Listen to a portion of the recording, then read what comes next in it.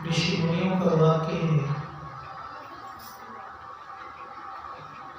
अन्य क्षेत्रे कृतं पापं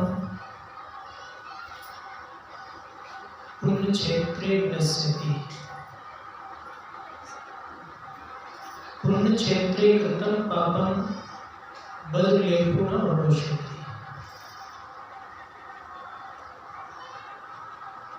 अगर दूसरे जगह हम आपके द्वारा पाप हो जाए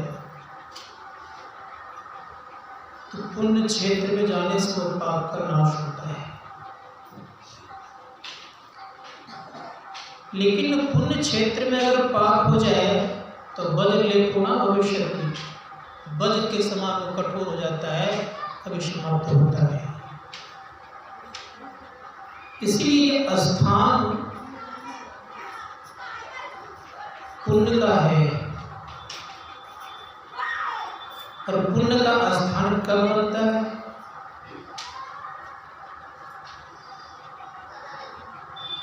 जब संत का चरण का कहीं पदार्पण हो जाता है तो वह क्षेत्र, वो जगह तीर्थ स्थल हो जाता है। इसीलिए परम पूज्य गुरुदेव का यहाँ पर पदार्पण हुआ था। एक संत का यहाँ पर चरण पड़ा हुआ है, इसलिए क्षेत्र बड़ा ही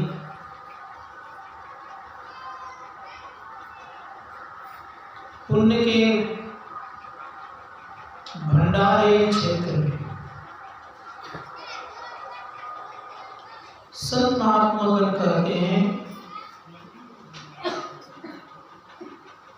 कि जहां पर संत पहुंचते हैं वो तीर्थ स्थान बनता है। भगवान श्री कृष्ण ने कहा कि हे उद्धव,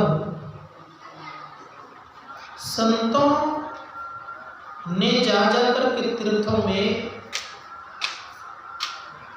तीर्थ को शक्तिमान बनाता है।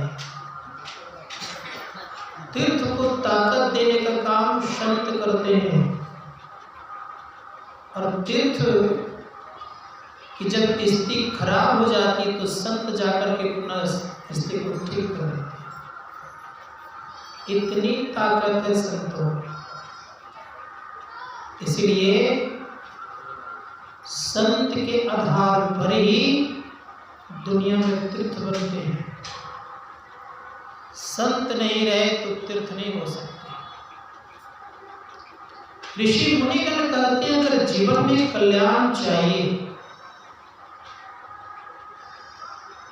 तो संत सद्गुरु के शरण में आप चाहिए।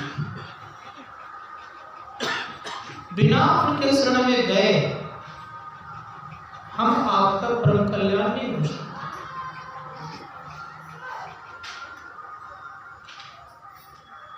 तो विचारणीय विषय यह है कि हमें संत सद्गुरु के सानिध्य में जाना पड़ेगा, और जब तक हम नहीं जाएंगे तब तक कल्याण का कोई गुंजाइश भी नहीं है।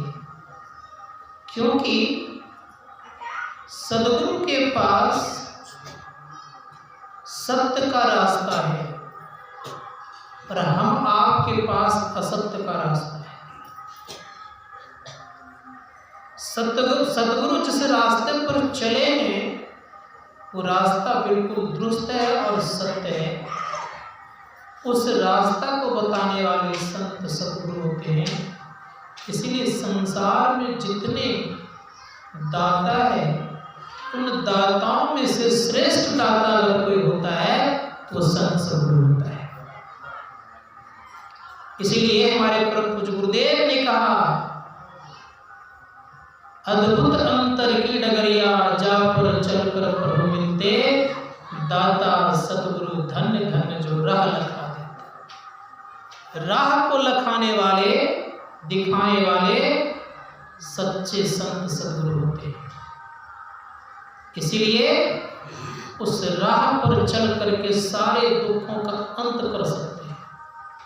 कोई आपको देगा तो कहाँ तक देगा? बेसिस बेसिक करेगा तो आपको मकान बना देगा, खाने का प्रबंध कर देगा, जैसा कि कोरोना काल में सरकार ने गरीबों के पीछे किया, बहुत होगा तो कपड़े भी देंगे आपको, कुछ बैंक बैलेंस कर देंगे, लेकिन सारे दुखों का अंत संसार में कोई नहीं कर सकते। अगर सारे दुखों का अंत करने का ताकत कोई रखता है तो ऋषि मुनिगण कहते हैं केवल संत ही रखते और बाकी कोई नहीं रख सकते। भगवंत को भी ये ताकत नहीं है।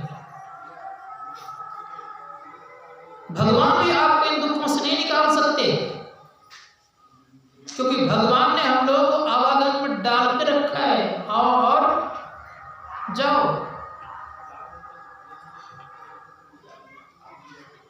लेकिन संत सदगुरु क्या करते हैं? आवागमन से छुटाने का काम करते हैं, इसलिए युक्ति बताते हैं। उनके पास ऐसी युक्ति है कि सारे दुखों का अंत कर सकते हैं आप। आपके पास कोई दुख नहीं आएगा फिर कभी जीवन में।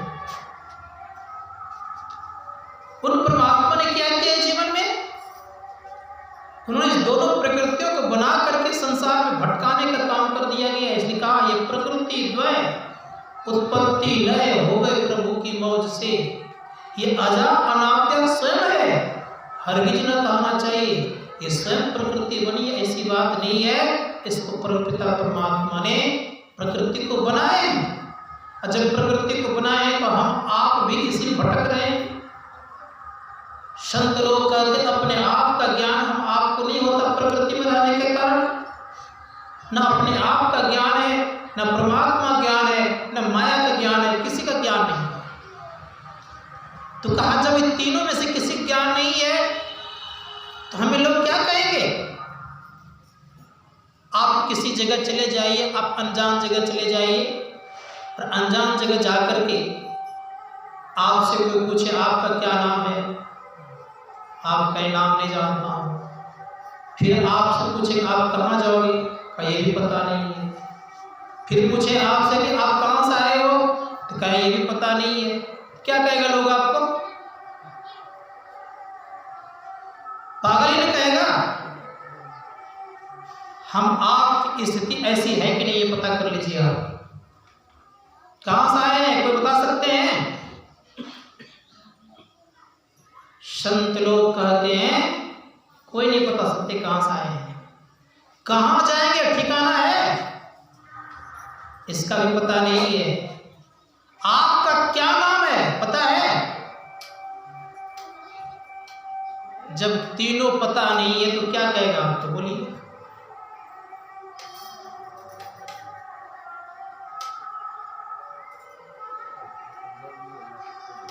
इसलिए शास्त्रकार कहते हैं इन तीनों का पता करने का प्रयास और प्रयत्न कीजिए।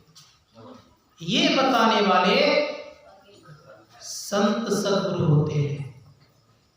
इसलिए सदगुरु के सानिध्य में जाने का प्रयास कीजिए। वे कैसा डगर बताते हैं, कभी इस पर विचार किए हैं? सदगुरु ऐसा डगर बताते हैं, ऐसा रास्ता बताते हैं, ऐसी उस रास्ता की व्यवस्था है कि सुन करके आनंद होता है, मन आनंदित होता है। तो कैसा रास्ता है? तो का अद्भुत अंतर की डगरिया। इस अंदर का डगर जो है रास्ता है वो अद्भुत है। अद्भुत अंतर की डगरिया, जहां पर चलकर प्रभु मिलते, उस रास्ते पर धन संपदा नहीं परमात्मा मिलते हैं। जिस रास्ते पर परमात्मा मिल जाए और कुछ चाहिए। एक राजा था, राजा ने खूब सुंदर हाट लगाया। उस हाट के मुख्य द्वार पर लिख दिया था कि कोई भी वस्तु आप एक उठा करके ले जा सकते हैं, जो भी जाए एक समय उठा करके लेकर के चल दे। उनमें से एक सज्जन के मन में हुआ कि सारी वस्तुएं मेरी हो जाए, इसके लिए क्या किया जाए। उस हाट के बीच में राजा स्वयं बैठा हुआ था। सज्जन ने दिमाग लगाया क्योंकि सज्जनों के पास ही दिमाग होता है, दुर्जन के पास दिमाग होता नहीं। दुर्जन के पास दिमाग दूसरों को सताने का, और सज्जन के पास दिमाग होता है अपना भी कल्याण करता है और दूसरों का भी कल्याण कराता है। ये सज्जनों का मार्ग है। परिणाम ये हुआ, सज्जन ने दिमाग लगाया कि सारी वस्तुएं मेरी हो जाए। उस बीच में, हाट के बीच में राजा बैठे हुए थे। राजा साहब से जब कहते हैं कि राजा साहब मुझे कुछ नहीं चाहिए, केवल आप चाहिए, जैसे का आप चाहिए, तो अब आप मुझे बता दीजिए वो सारी वस्तुएं किनकी होगी।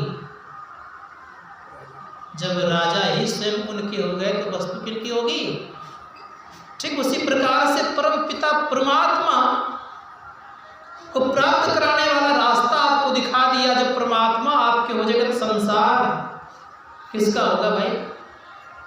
इसलिए कहा ये प्रकृति द्वय उत्पत्ति लय, दोनों प्रकृति आपके हो जाएंगे, क्योंकि परमात्मा आपको रास्ता बताते हैं। परमात्मा तक जाने का रास्ता बताने वाले संत सदगुरु होते, इसलिए तो परमात्मा कहा गया है जागृत जिंदा सतगुरु जग में सब जिनको कर जोड़ा है। जिनको सब कोई कर जोड़ते हैं इस धरातल पर, कोई अगर जागृत जिंदा सदगुरु, जागृत जिंदा अगर कोई परमात्मा होते हैं तो सदगुरु होते हैं, जिनको सब कोई कर जोड़ते हैं, सबको उनको बंधन करते हैं। इसीलिए कहा बंदो गुरुपद कंज कृपा सिंधु नर रूप हरि महामोह तम पुंज जासु वचन रवि करने कर। वे वंदना करने योग्य है। और वो कैसे हैं, तो बड़े सुंदर शब्दों को समझ महाराज कर रहे हैं कि बंदो गुरुपद कंज कृपा सिंधु नर रूप हरि। आपका जो पद है वो कमल के सदृश कोमल है। आपके वचन रूपी किरण जिनके ऊपर पड़ जाता है उनके पास मोह रूपी राशि रह नहीं सकता, मोह रूपी अंधकार का राशि रह नहीं सकता, सदा के लिए चला जाता है। इसलिए गोस्वामी जी महाराज कहते हैं कि नर के रूप में अगर कोई ईश्वर सर्वेश्वर है तो साक्षात संत सद्गुरु है। इसलिए कहा नर रूप में हरि। हम आप यही नहीं जानते केवल महर्षि में ब्रह्मा जी महाराज हैं, आदमी तो है। अरे मानव तो सबको ही है।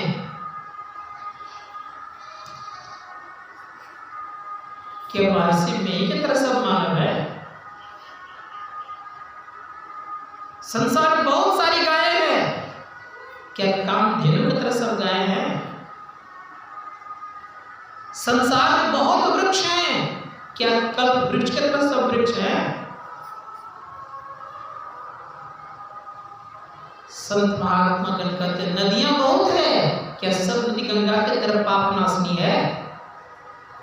उसी प्रकार से याद रख लीजिएगा, मानव तो बहुत हैं, लेकिन जिस मानव में ईश्वर प्रकट हो जाते वे मानव नहीं होते, वे सब ईश्वर हो जाते। इसीलिए सत्पुरुष की आरसी साधुन की ईदे, लखा जो चाहे अलग को इन्हीं में लखी दे। अर्थात अगर आप चाहते हैं कल्याण तो परमात्मा को जो लखाने वाला है, जिन्होंने लख लिया वो लखा भी सकता है, जिन्होंने देख लिया वो दिखा भी सकता है, जिन्होंने जान लिया वो आपको जना भी सकता है। संत लोग कहते हैं सद्गुरु को साधारण नहीं होते। कैसे होते सद्गुरु? आज का दिन कौन सा है भाई? कौन सा दिन है? गुरुवार है। गुरुवार दिन भी है और गुरु का प्रसंग भी है आज। संत लोग कहते हैं गुरु कैसे बनते? दो चार 10-20 चेला इकट्ठा करने से कोई गुरु हो जाता है क्या? या हजारों लोग उनको मानने लगे इससे गुरु हो जाता है क्या? संत लोग कहते हैं ऐसी बात नहीं है। नेता के अनुयायी भी बहुत सारे होते, लेकिन वे संत सदगुरु नहीं हो जाते, अपना परम कल्याण नहीं कर लेते। बहुत मानने वाले नेता लोग होते हैं, लाखों की भीड़ होती है उनको मानने वाले, लेकिन इससे वे संत सदगुरु नहीं हो जाते। तब कौन होते? गुरुवार के बाद आता है कौन सा दिन? शुक्रवार। शुक्र का अर्थ होता है विरज। जो विरजवान होते हैं कैसे? तो कहा शनै शनै, अर्थात शनिवार का मतलब होता है शनै शनै मतलब धीरे धीरे। जो विरजवान धीरे धीरे बनेगा उनके जीवन में रवि का उदय होगा, अर्थात प्रकाश का उदय होगा, उन्हें प्रकाश की प्राप्ति होगी। जिन्हें प्रकाश रूपी अमृत मिल गया, सोम का नाम होता है अमृत, जिन्हें अमृत का पान हो गया उन्हीं व्यक्तियों का परम कल्याण होता है। दो ही अमृत है संसार में, कौन कौन? प्रकाश और शब्द रूपी अमृत। तो जिन्होंने पान कर लिया वो सदा के लिए अजर अमर हो जाता है। तो गोस्वामी जी महाराज भी गुरु के विषय बताते हैं और कुछ। तो जिनका कल्याण होता है वही व्यक्ति बुद्ध बनता है, अर्थात बुद्धत्व की प्राप्ति करते हैं। और जो बुद्धत्व की प्राप्ति करते हैं वही तो संत सदगुरु बनते हैं। इतनी प्रक्रिया से जो गुजरते हैं उसे हम क्या कहते हैं? संत सदगुरु। गैरिकधारी हो जाए, ये बहुत बड़ा बालधारी हो जाए, केशधारी हो जाए, जटाधारी हो जाए, विभूतिवान हो जाए, संपत्तिवान हो जाए, ऐश्वर्यशाली हो जाए, बहुत सारे चेलावान हो जाए, ये सब हो जाने पर भी अगर इन प्रक्रियाओं से आप नहीं गुजरे हैं तो आप संत सदगुरु नहीं हैं। अपना कल्याण आप नहीं किया है तो आप संत सदगुरु नहीं हैं। अपना कल्याण कहाँ होता? वैकुंठ जाकर के, शिवलोक जाकर के, ब्रह्मलोक जाकर के, तब कहाँ कल्याण होता? संत लोग कहते हैं वहां जाकर परम कल्याण होता है जहां पर अपना पहचान और परमात्मा पहचान होता है। ना वैकुंठ में आपका अपना पहचान होगा, ना ही शिवलोक में आपका अपना पहचान होगा, और ना ही आपको ब्रह्मलोक में अपना पहचान होगा। ये तीनों लोकों में जब आपका पहचान नहीं होगा तो स्वर्ग की बातें छोड़ दीजिए। इसलिए शास्त्रकार कहते हैं अपना पहचान कहाँ का? अपना पहचान होता है जाकर के कैवल्य में, और कैवल्य से अपना पहचान हुआ तो परमात्मा पहचान। इसलिए कहा खुद का पता लगाओगे तो खुदा का पता लगाओगे। खुद को अगर नहीं जाना तो खुदा को आप नहीं जान सकते। कि जो मार्ग है बताने वाला, कैसा मार्ग है? तो परम पूज्य गुरुदेव कहते हैं अद्भुत मार्ग है, अद्भुत अंतर की डगरिया, जा पर चलकर प्रभु मिलते, दाता सतगुरु धन्य धन्य जो राह लखा देते, चलत पंथ उस पंथ पर जो चलता है। तो क्या होता है भाई? का चलत पंथ, जो उस पंथ पर चलता है तो सुख होत महामास होता है। चलत पंथ सुख होत महा है। अब महासुख किसको कहते? एक खूब बढ़िया से दाल भात सब्जी खा लिए, आनंद लगा, इसी को महासुख कहते क्या? फिर तो भूख लगेगी। संत लोग कहते हैं कि जिसके बाद फिर दुख आवे ही नहीं उसे क्या कहते हैं हम? महासुख। महासुख उस रास्ते पर चल करके मिलता है। बाहर के रास्ते पर चलने से महासुख की प्राप्ति संभव नहीं है। कचलत पंथ सुख होत माए, जहां अजर झरते क्या मिलता है? अमृत ध्वनि की नौबत झरत। बड़भागी सुनते, जिनके भाग बड़े होते हैं वही उस ध्वनि को सुनते हैं, और जो अभागा है वो क्या सुनेगा? भाग वाले ही उस ध्वनि को सुन सकते हैं, भाग वाले ही अमृत ध्वनि का पान कर सकते हैं, भाग वाले ही एक न एक दिन अमर हो सकते हैं। बाकी संसार के लोग कैसे अमर हो जाएगा भाई? इसलिए कहा अमृत ध्वनि की नौबत झरत, बड़भागी सुनते, सुनत लखत सुख लहत अद्भुति, में ही प्रभु मिलते, अद्भुत अंतर की नगरिया जाकर चलकर प्रभु मिलते। जिस पथ पर चलकर परमात्मा मिलते हैं वो डगर बड़ा ही विचित्र है। इसलिए सतगुरु महाराज कहते हैं कि तुम्हारे अंदर में हरदम परमात्मा रहते, हरदम रहे प्रभु संग, कबहू भव दुख ना टरे। डरा दुख आप लोगों का, लेकिन गुरु महाराज कहते हैं हरदम प्रभु रहे संग, कबहू भव दुख न टरे। भव दुख गुरुदेव टारी, सकल जय जयति करे। का सदगुरु जो होते भव दुख को निवारण करते हैं। जिनके जीवन में भव का दुख पड़ा हुआ है उन्होंने सदगुरु का स्वरूप का ज्ञान नहीं कर पाया, इसी कारण से भव दुख में पड़ा हुआ है।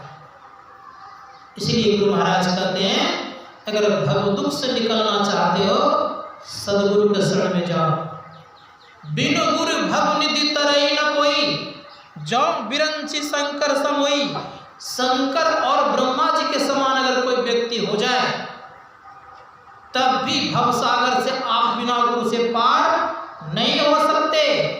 इसीलिए शास्त्रकार कहते हैं कि सदगुरु के पास जाओ। इसलिए परम संत पुरुष साहब ने कहा मुर्शिदे कामिल से मिल सिदक और सबूरी से तकी, जो तुझे देगा हम शरण को पाने के लिए।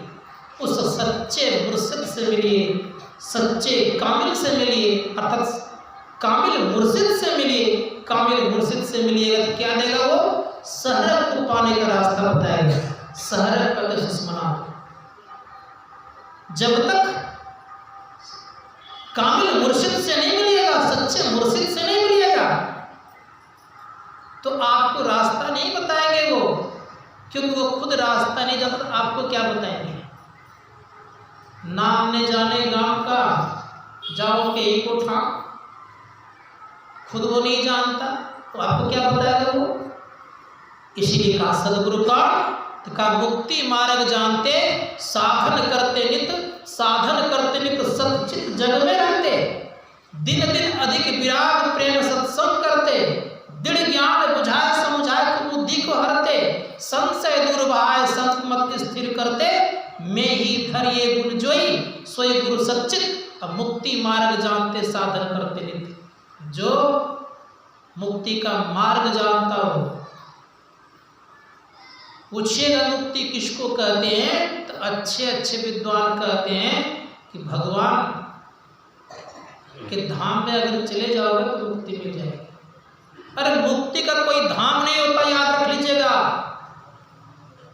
अगर कोई कहता है मुक्ति का धाम होता है तो समझिएगा उनको मुक्ति का धाम अर्थात मुक्ति के विषय में पता नहीं है।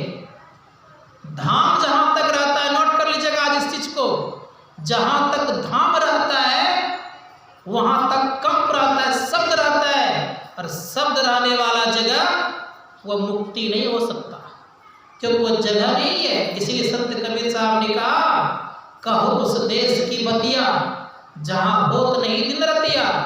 वहां दिन और रात नहीं होते, वहां काल नहीं होता, वहां मृत्यु नहीं होती, वहां प्रकाश नहीं होता, फिर प्रकाश जगह होता है। इसलिए शास्त्रकार कहते हैं मुक्ति का कोई धाम नहीं है। मुक्ति क्या है? का अज्ञान ग्रंथि का नाश करना ही मुक्ति है। कहां तक अज्ञान है भाई?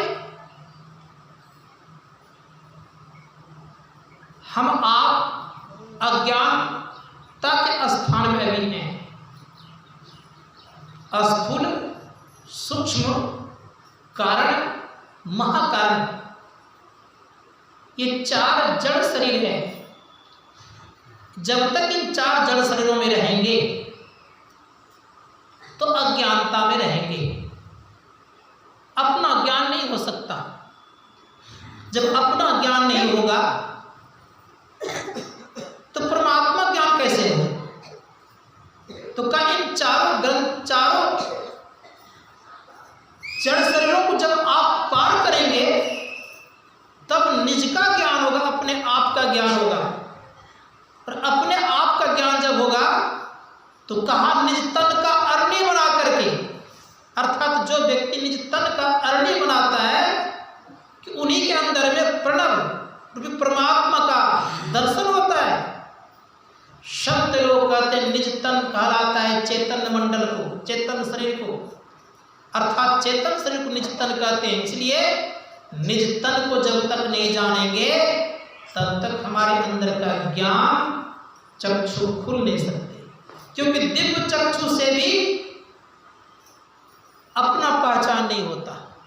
जब दिव्य चक्षु से भी अपना पहचान नहीं होता तो परमात्मा कैसे पहचान लेंगे? शास्त्रकार कहते अपना पहचान के लिए अपनी आंख चाहिए। जैसे अपनी आंख को देखने के लिए क्या करेंगे आप? आपके आंख से मैं अपनी आंख को देख पाएंगे? क्यों नहीं देख पाएंगे? कि आपकी आंख से मैं अपनी आंख को नहीं देख सकते। जब भी मुझे अपनी आंख देखने की आवश्यकता पड़ेगी तो माध्यम लेंगे शीशा का, लेकिन देखेंगे हम अपनी ही आंख से। ठीक उसी प्रकार से अपना पहचान हम अपने ही आंख से करेंगे। तो कहेंगे आप क्या आपका ये आंख अपना नहीं है? तो उत्तर होगा नहीं है। सूक्ष्म आंख आपका अपना है कि नहीं है, जिसको हम दिव्य दृष्टि कहते हैं, ये भी आपका अपनी आंख नहीं है। तब कौन सा आपकी अपनी आंख है भाई? तो ऋषि मुनिगण कहते हैं कि आत्म दृष्टि केवल आपकी अपनी आंख है। इसी अपनी आंख से अपने की पहचान तब परमात्मा की पहचान कर सकते हैं। इसलिए शास्त्रकार कहते हैं कि चर्म चक्षु से परमात्मा नजर नहीं आते। मानस दृष्टि से परमात्मा नजर नहीं आते। और स्वप्न दृष्टि की तो बातें छोड़ दीजिए, उससे भी नजर नहीं आते। और जब तीनों दृष्टि जब रुक जाती है तब दिव्य दृष्टि खुलती है। दिव्य दृष्टि से परमात्मा को नजर नहीं आते। और जब परमात्मा नजर इससे भी नहीं आते तब एक ही उपाय आत्मदृष्टि परमात्मा का नजर आना, अपने आप का पहचान होना।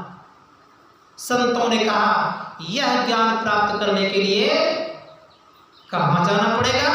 तो कहा सदगुरु के सानिध्य में जाना पड़ेगा। इसलिए शास्त्रकार कहते हैं सदगुरु ऐसा संसार में कोई दाता नहीं होता। आपके पास सब कुछ पर्याप्त मात्रा में हो, आपका जयकार विदेशों में होता हो, यहां तक हम आप जाने कि आपके पास धन का भी अंबार हो, अगर आपका मन गुरु के चरणों में समर्पित नहीं है तो श्रीमदान शंकराचार्य महाराज कहते हैं शरीरम स्वरूपम तथावा कलत्रम यशश्चारु चित्रम धनम निरुतुल्यम मनस्य लग्नम गुरुंगी पद्ये ततः किम ततः किम ततः किम ततः किम। का शरीर बहुत सुंदर हो, कलत्रम कहते स्त्री को, स्त्री बहुत रूपवती हो, धन सुमेरु पर्वत की तरह आपके पास अपार हो, चारों दिशाओं में आपका जय जयकार हो, लेकिन अगर मन आपका गुरु चरणों में समर्पित नहीं है तो कहा आपके पास कुछ नहीं है, कुछ नहीं है, कुछ नहीं।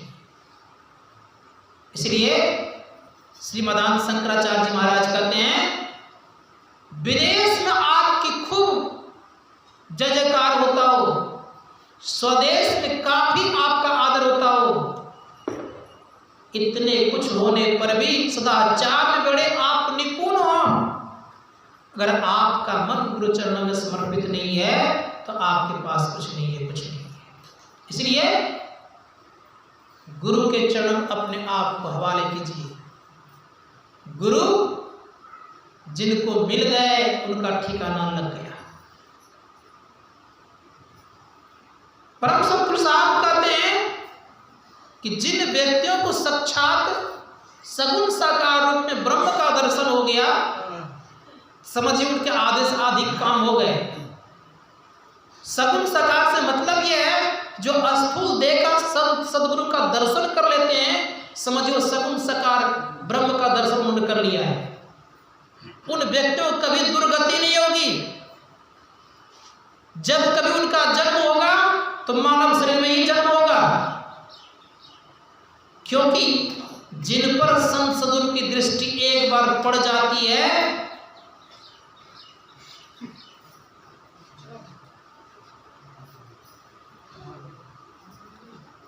जिन पर एक बार दृष्टि पड़ जाती है, तो परम पूज्य गुरुदेव कहते हैं बड़े प्रेम से